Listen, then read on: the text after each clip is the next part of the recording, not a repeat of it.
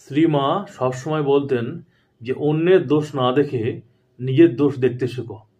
যদি শান্তি পেতে চাও নিজের দোষ দেখো। অর্থাৎ তিনি আত্মসমালোচনার কথা বলেছেন। প্রত্যেকটা মানুষের উচিত আত্মসমালোচনা করা। নিজের মনের দর্পণে, নিজের মনের আয়নায় নিজের প্রতিকৃতি, নিজের প্রতিচ্ছবি দেখা উচিত। আত্মসমালোচনা করা উচিত। আমরা তা না করে অন্যের সমালোচনা করে বেড়াই। আমাদের এই দুই চোখে সবসময় অন্যের দোষ, অন্যের ভুল আমরা খুঁজে বেড়াই। সারাটা জীবন শুধু আমরা অন্যের দোষ, অন্যের ভুল খুঁজে বেড়াই, নিজের দোষ আমরা দেখতে পাই না। যদি আমরা প্রত্যেকে আত্মসমালোচনা করি, যদি প্রত্যেকে আমরা আত্মসমীক্ষা করি, নিজের মনের দর্পণে যদি নিজের প্রতিকৃতি, নিজের প্রতিচ্ছবি দেখি, তাহলে বুঝতে পারবো আমরাও অনেক ছোট বড় অন্যায় করে থাকি।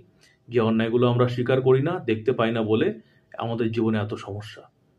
তাই অন্যের দোষ না দেখে সবসময় নিজের দোষ দেখা উচিত, নিজের সমালোচনা করা উচিত, তাহলে শান্তি পাওয়া যাবে।